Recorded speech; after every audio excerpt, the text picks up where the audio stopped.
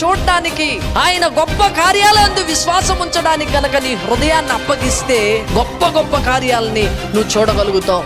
ఎస్తేర్ని ఒక్క రాత్రిలోనే రాణిగా మార్చిన దేవుడు నేను ప్రకటిస్తున్న యేసుక్రీస్తు.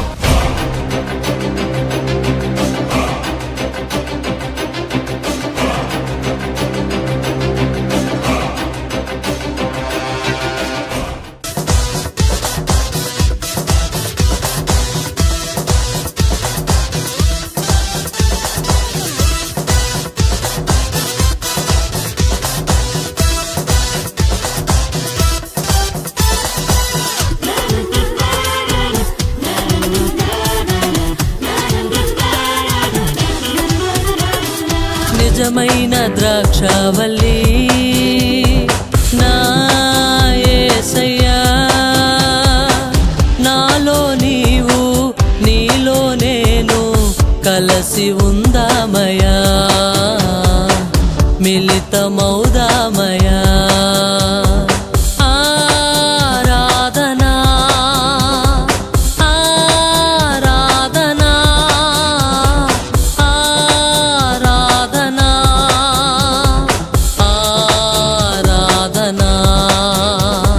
నిజమైన ద్రాక్షావల్లి నా యేసయ్యా,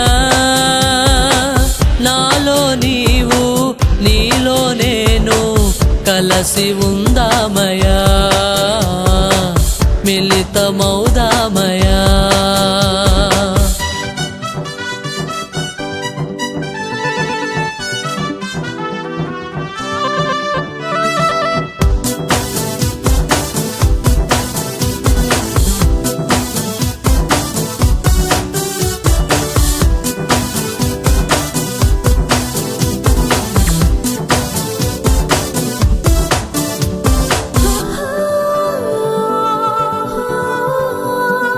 ద్రాక్ష తోటకు యజమానుడా, ద్రాక్షావల్లివి నీవైతివి.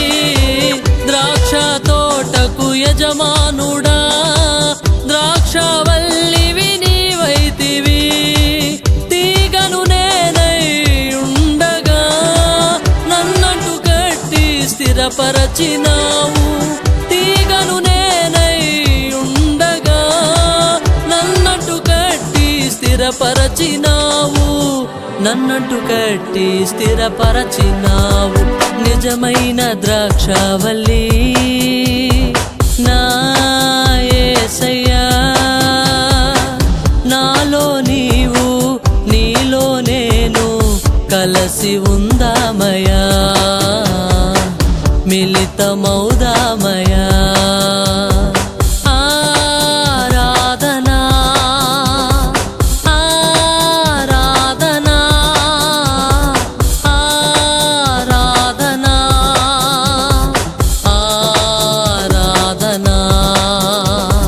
నిజమైన ద్రాక్షావల్లి నా యేసయ్యా, నాలో నీవు నీలో నేను కలసి ఉందామయా,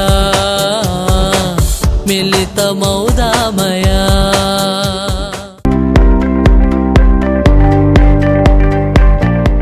నీ సేవకునితో నువ్వంటూ కట్టబడాలని పరిశుద్ధాత్మ దేవుడు స్పష్టంగా నీతో మాట్లాడుతున్నాడు. చప్పట్లు కొట్టి దేవుడిని మహిమపరుద్దాం. ఆది సంఘం ప్రార్థన చేస్తున్నారంటే వాళ్ళు ఎట్లా ప్రార్థన చేస్తున్నారంటే ఆసక్తిగా ప్రార్థన చేస్తున్నారు. ఆసక్తిగా ప్రార్థన చేయడం అంటే బైబిల్లో ఏమని రాయబడిందంటే, యాకోబు పత్రికలో ఏలియా మన వంటి స్వభావం గల మనుష్యుడే, అతడు అత్యాశక్తితో ప్రార్థించగా 3.5 సంవత్సరములు వర్షము గాని మంచు గాని కురవలేదు. అత్యాశక్తితో ప్రార్థించడం అంటే ఏంటి? ఏలియాలా మనం కూడా అత్యాశక్తిగా ప్రార్థన చేస్తే వర్షం ఆగిపోతుందట, అద్భుతాలు జరుగుతాయట, దయ్యాలు వెళ్ళిపోతాయట, కృప కలుగుతుందట, దైవత్వం యొక్క సర్వ సంపూర్ణత దిగి వస్తుందట. దేవునికి స్తోత్రం కలుగును గాక. ఏలియా ఎలా ప్రార్థన చేశాడో మనం తెలుసుకుంటే, ఏలియాలాగా మనం ప్రార్థన చేస్తే అదే అత్యాశక్తి గల ప్రార్థన. మనమేమనుకుంటున్నామంటే అత్యాశక్తిగా ప్రార్థన చేయడం అంటే, నాయనా ప్రభువా మేము నశించిపోతున్నామయ్యా, మమ్మల్ని జ్ఞాపకం చేసుకున్నాయినా అయ్యా అని ఏడవడం అనుకుంటున్నాం. అత్యాశక్తి గల ప్రార్థన అంటే అది కాదు. ఏలియా ఏం చేశాడో మనం గమనిస్తే అప్పుడు మనం కూడా అలా అత్యాశక్తిగా ప్రార్థన చేయగలుగుతాం. ఏలియా ఎలా ప్రార్థన చేశాడు?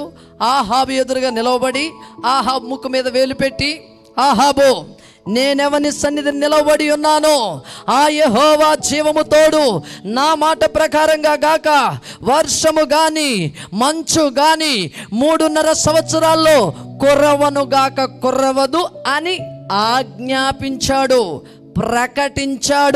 ప్రకటించాడని రాయబడింది.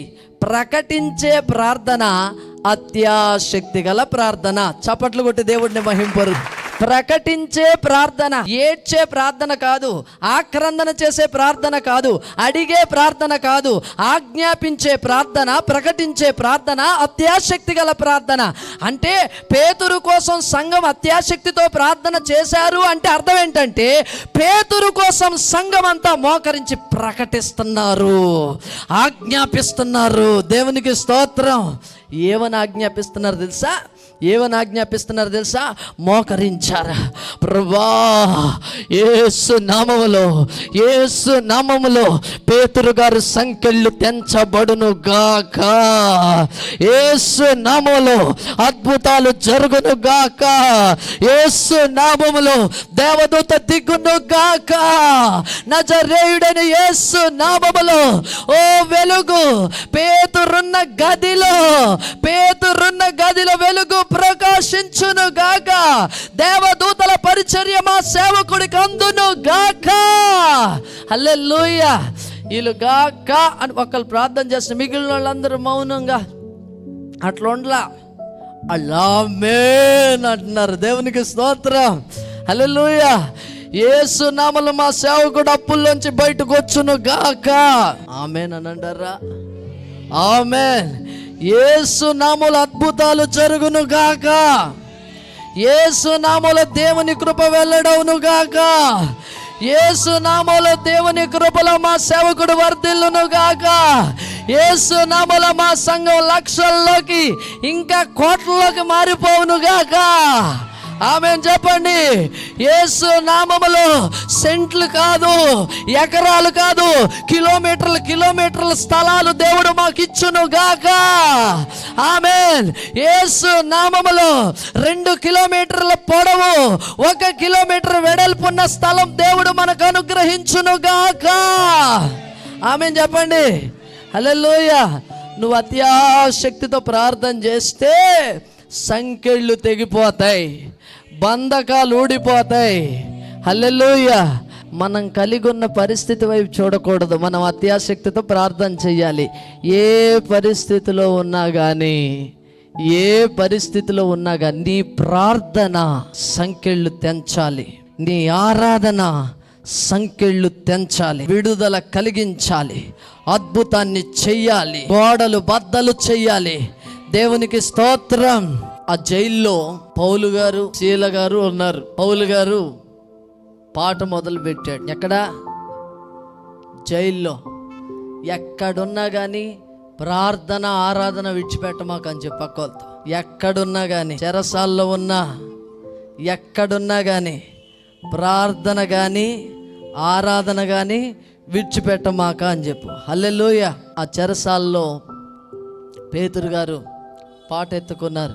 చెరసాలలో నేను బందీగా ఉన్నా, సింహాల బోనులో పడవేసినా,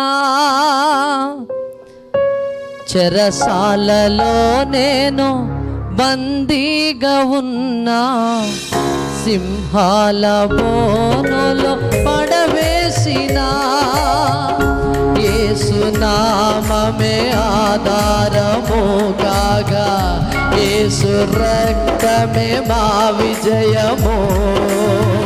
పగలు ఎండలో, రాత్రి వెన్నెలలో కాపాడు యేసు దేవునికి ఆరాధన ఆరాధన గొర్రె పిల్ల క్రీస్తుకే ఆరాధన ఆరాధన ఆరాధన గొర్రె పిల్ల క్రీస్తుకే ఆరాధన ఏ సమయమందైనా ఏ స్థలమందైనా ఏ స్థితిలో నేను స్తుతి పాడెదను ఏ సమయమందైనా ఏ స్థలమందైనా ఏ స్థితిలో నేను స్తుతి పాడెదను.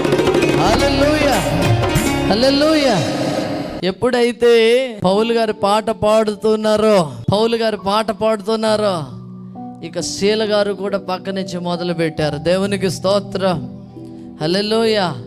వీళ్ళిద్దరు మొదలు పెడితే జైల్లో ఉన్న వాళ్ళకి అందరికీ ఊపాగుతుందంటే వాళ్ళు కూడా మొదలు పెట్టారు. పాడితే పక్క వాళ్ళు కూడా పాడాలా. దేవునికి స్తోత్రం. వాళ్ళు కూడా పాడుతున్నారు. దొంగలు, వ్యభిచారులు, హంతకులు ఎవరెవరైతే అక్కడ ఉన్నారో వాళ్ళు కూడా పాడడం మొదలు పెట్టారు. వాళ్ళు కూడా పాడుతున్నారు. పాడుతూ ఉండగా వారు కేవలం నోటితోనే పాడుతున్నారు. ఎందుకంటే వాళ్ళ చేతులకి బంధకాలు ఉన్నాయి, వాళ్ళ కాళ్ళకి బంధకాలు ఉన్నాయి. వారు పాడుతూ ఉన్నారు, మేము బంధకాల్లో ఉన్నాం కదా, మేము చెరసాల్లో ఉన్నాం కదా అని వాళ్ళు ఏమాత్రం ఆగలేదు, ఆలోచించలేదు. మాకు నోరుంది కదా, ఇది చాలనుకొని దేవుణ్ణి స్తుతిస్తున్నారు. దేవునికి స్తోత్రం కలుగును గాక. హల్లెలూయా.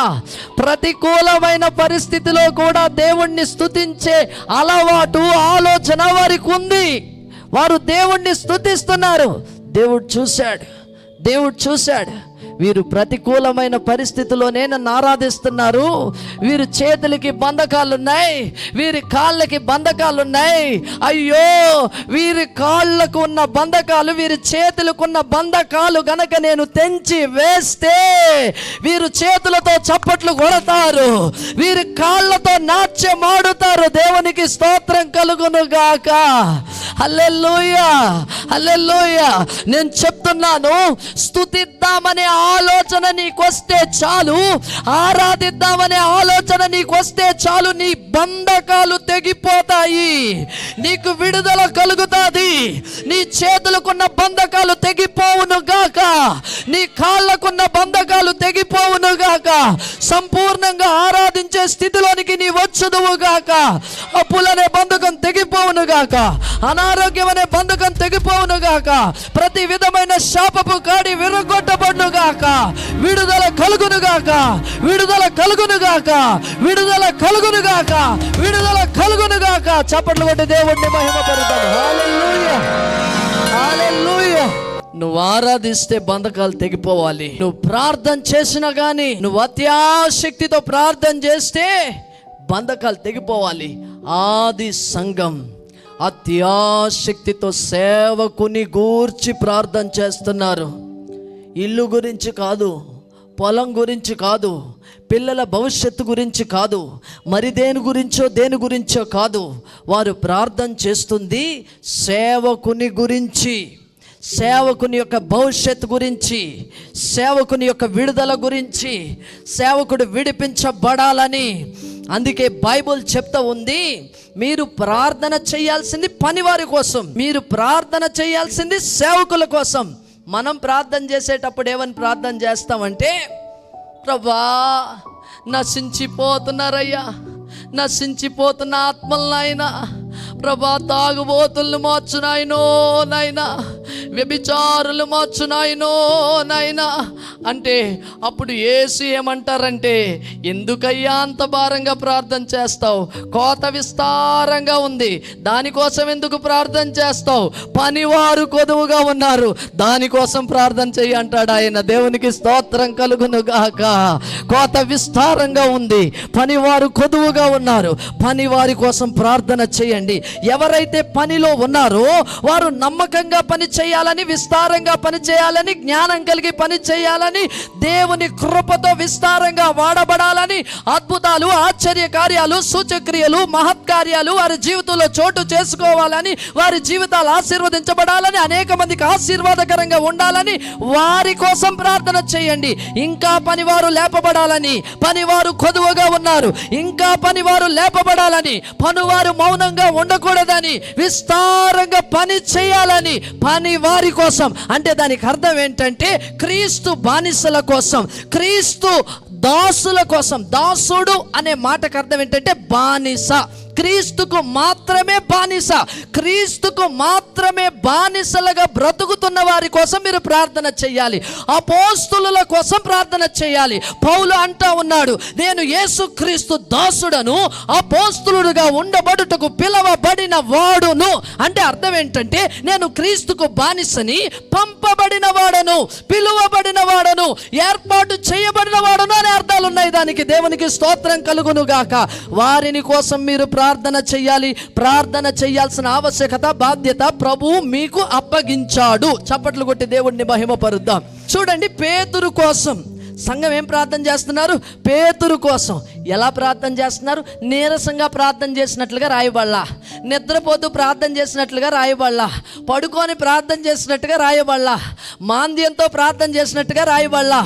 వాళ్ళు అత్యాశక్తితో ప్రార్థన చేస్తున్నారు. అత్యాశక్తి, అత్యాశక్తి, అత్యాశక్తితో ప్రకటిస్తున్నారు. యేసు నామములో పేతురు గారు చేతులకి కాళ్ళకి ఉన్న బంధకాలు తెంచబడును గాక. యేసు నామములో దేవదూత ప్రత్యక్షమగును గాక. యేసు నామములో వెలుగు ప్రకాశించును గాక. యేసు నామములో పేతురు గారిని దేవదూతల పరిచర్య అందును గాక అనగానే వాళ్ళు ఏదైతే ఆజ్ఞాపించారో అదంతా అక్కడ జరిగిపోతుంది. చప్పట్లు కొట్టి దేవుడిని మహింపరుద్దాం.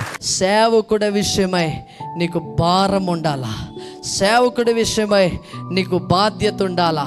అదే రీతిగా విశ్వాసి విషయమై కూడా సేవకుడు బాధ్యత వహించాలి. ఈ సంఘ క్రమం గురించి, ఈ సంఘం ఆదరించబడాలని 5 రకాల పరిచర్యల్ని ప్రభు అప్పగించారు. మొట్టమొదటి పరిచర్య అపోస్తలత్వం. మీకు 5 వేళ్ళు ఉన్నాయి కదా, 5 వేలు చూపించండి ఒకసారి. 5 వేలు చూపించండి. చూపించారా? ఈ 5 వేళ్లలో బొటన వేలు అంటే అది తంబ్ ఫింగర్తో ఈ 4 వేలని టచ్ చేయండి. చేయగలుగుతున్నారా? అన్ని టచ్ చేయగలుగుతున్నారు కదా. అపోస్తలత్వం అంటే, అపోస్తులుడు అంటే అన్ని పనులు చేయుటకు సమర్థుడుగా ఉండాలి. ఈ బ్రొటన వేలు అపోస్తుల్ని సూచిస్తుంది, ఈ చూపుడు వేలు ప్రవక్తని సూచిస్తుంది, ఈ మధ్య వేలు సువార్తికుని సూచిస్తుంది, ఈ ఉంగరం వేలు కాపరిని సూచిస్తుంది, ఈ చివరి వేలు చిటికిన వేలు ఇది ఉపదేశకుని సూచిస్తుంది. ఇదిగో చూడండి, అపోస్తులుడు ఈ 4 పనుల్లో అనుభవం గలవాడై ఉండాలి. ఒకవేళ ప్రవక్త పని చేసినా చేయకపోయినా కానీ సువార్తికుని పని రావాలా. అదే రీతిగా మరి ఆ ప్రవచనం ఎలాంటిదో గుర్తించే స్థాయి కావాలా. అదే రీతిగా కాపరత్వం గురించి, దాని యొక్క విధుల గురించి, దాన్ని కట్టే విధానం గురించి అవగాహన ఉండాలా. ఉపదేశము చేయువాడై ఉండాలా. ఈ 4 పనుల్లో కూడా అనుభవం కలిగి అపోస్తుడు ఉండాలా. అందుకే ఈ వేలు 4ని తాగుతుంది కనుక ఈ వేలుని దానికి జ్ఞాపకార్థంగా మనం పెట్టుకుందాం. దేవునికి స్తోత్రం. ఈ 5 పరిచర్యల్ని మీరు గుర్తు పెట్టుకోవడానికి వీలుగా నేను చెప్తున్నాను. చూడండి, మొట్టమొదటిది ఏ వేలిది? బ్రొటన వేలు. ఈ బొటన వేలు దేనికి సాదృశ్యంగా ఉంది? అపోస్తలత్వము. రెండవది చూపుడు వేలు. చూపుడు వేలుతో ఏం చేస్తాం? చూపిస్తాం. నీలో ఈ తప్పు ఉంది, నువ్వు ఇలా జీవిస్తున్నావు, నీ జీవితం సరిగా లేదు, మార్చుకో నీ జీవితాన్ని. ఒకవేళ మార్చుకోకపోతే దేవుని ఉగ్రత నీ మీదకి వస్తుంది. ఇదిగో ఈ మార్గాన్ని ప్రభువు నీకు ఉపదేశించమని చెప్పాడు, ఈ మార్గంలో ప్రవేశించు అని మార్గాన్ని చూపిస్తాడు ప్రవక్త. ఆమెన్. అందుకే ఈ చూపుడు వేలు చూపించేది కదండి. అందుకే ఈ చూపుడు వేలు ప్రవక్తకి సాదృశ్యంగా ఉంది. మధ్యలోది మధ్య వేలు అంటాం దీన్ని, అన్నిటికీ మధ్యలో ఉంటుంది కాబట్టి ఇది మధ్య వేలు. ఒక్కసారి మీ వేళ్ళన్నీ చూస్తే అన్నిటికన్నా పొడవైన వేలుగా అది ఉంది. అన్నిటికన్నా పొడవైన వేలు మధ్య వేలు. సువార్తికుడు కూడా పొడవాటి ప్రయాణాలు చేయాలి. ఆమేన్. దూరంగా వెళ్ళాలి. ఒకరోజు ఆఫ్రికాలో ఉండాలా, మరొక రోజు కొరియాలో ఉండాలా, మరొక రోజు జర్మనీలో ఉండాలా, మరొక రోజు అమెరికాలో ఉండాలా, మరొక రోజు ఇండియాలో ఉండాలా, ఒకరోజు ఆంధ్రాలో ఉండాలా, ఒకరోజు తమిళనాడులో ఉండాలా. దూరాలు వెళ్ళి భూదిగంతాల వరకు వెళ్ళి పొడవాటి ప్రయాణాలు చేసి, ఈ వేలు ఏ మాదిరిగా అయితే పొడవుగా ఉందో అలాంటి పొడవాటి ప్రయాణాలు చేసి దేవుని సువార్తను ప్రజలకు విరివిగా అందించాలి. ఆమెన్ చెప్పండి. ఇదే వేలు, ఇది ఉంగరం వేలు. ఈ ఉంగరం వేలు విలువైన వేలు, ఎందుకంటే బంగారం ఉంటుంది కాబట్టి. ఈ ఉంగరం వేలు విలువైన వేలు కాపరి పనిని సూచిస్తూ ఉంది. కాపరి పని విలువైన పని. వజ్రంతో ఉంగరం పెడతాం, బంగారంతో ఉంగరం పెడతాం, విలువైన పని. సువార్తికుడు అనుకోండి, అమెరికాలో ఒక ప్రసంగమే, ఇండియాలో ఒక ప్రసంగమే, కొరియాలో ఒక ప్రసంగమే. ఒక్క ప్రసంగం వస్తే చాలు, ప్రపంచం అంతా తిరిగి వచ్చు. దేవునికి స్తోత్రం. కాపరికి అలా కుదరదు. శ్రేష్టమైన ప్రసంగాలు ప్రతి ఆదివారం సిద్ధపరచాలి, ప్రతి శుక్రవారం సిద్ధపరచాలి. ఏ రోజైతే ప్రజలందరూ కూడుకొని సంఘంగా ఉంటారో వారి కోసం ప్రతి దినము కూడా ఫ్రెష్ వర్డ్, రేమ వాక్కుని, విలువైన వాక్కుని, శ్రేష్టమైన వాక్కుని సిద్ధపరిచి ప్రజల యొద్దకు తీసుకురావాలి. విలువైన ప్రసంగాలన్నీ ప్రజలకు ఇవ్వాలి. సువార్తికుడైతే అలా కాదు. కాపరి పని భారం కలిగిన పని. శ్రేష్టమైన ప్రసంగాలు మీకు ఇవ్వాలి. దేవునికి స్తోత్రం.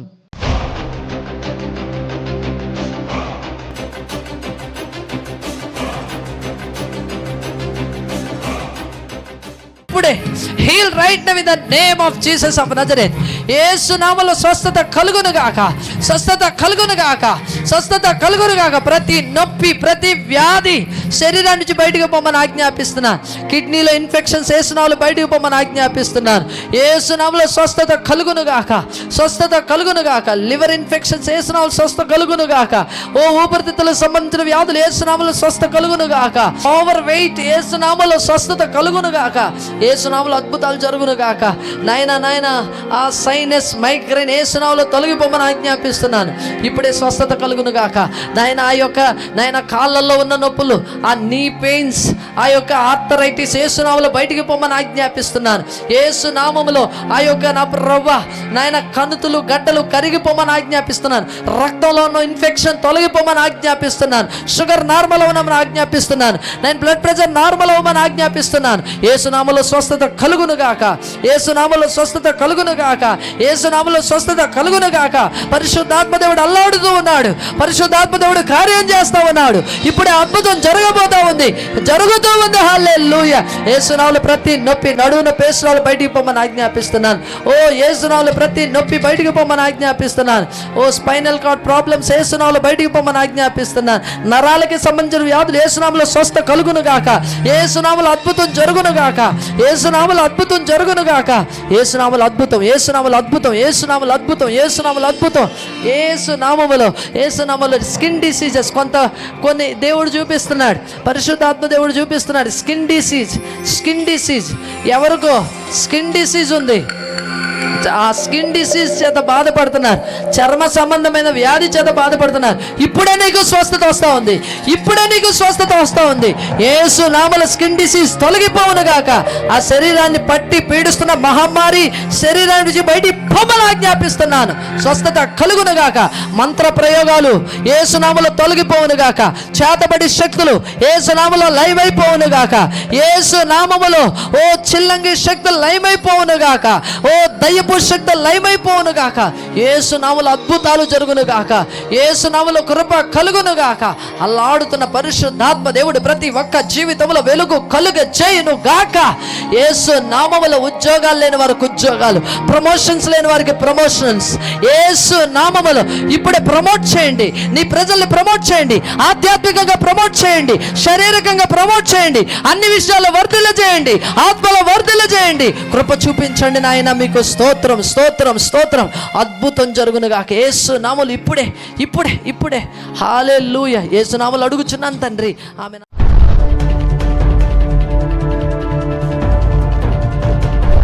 దేవుని బిడ్డలారా, ఈ సహోదరి 10 days నుంచి కూడా ఏం తెలియకపోతున్నారు.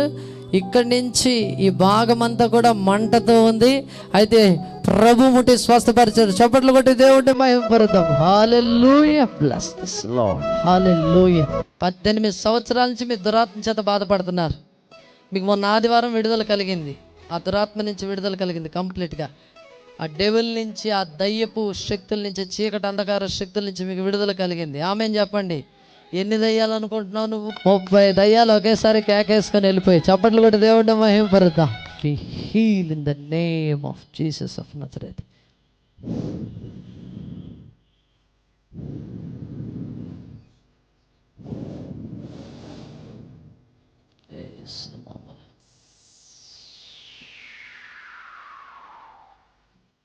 ఇప్పుడు చూడు, నీ చెయ్యి నొప్పి ఎలా ఉంది?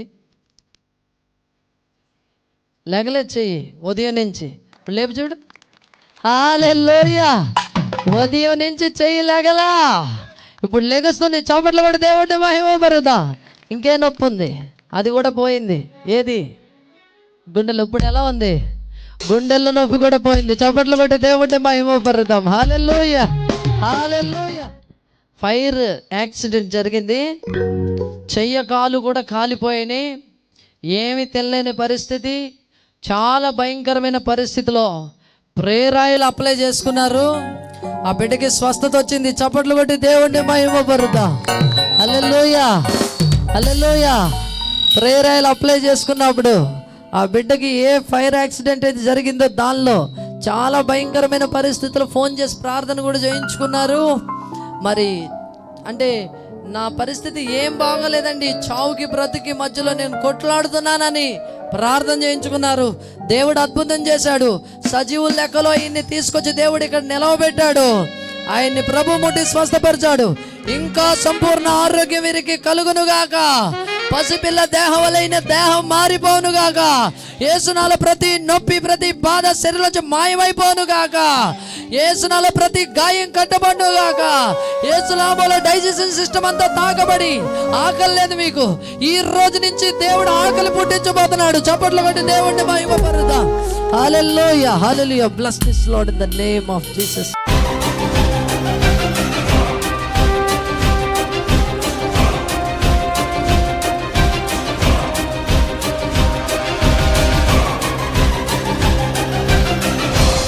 దేవుని యొక్క కార్యాలని చూడటానికి, ఆయన గొప్ప కార్యాలందు విశ్వాసం ఉంచడానికి కనుక నీ హృదయాన్ని అప్పగిస్తే గొప్ప గొప్ప కార్యాలని నువ్వు చూడగలుగుతావు.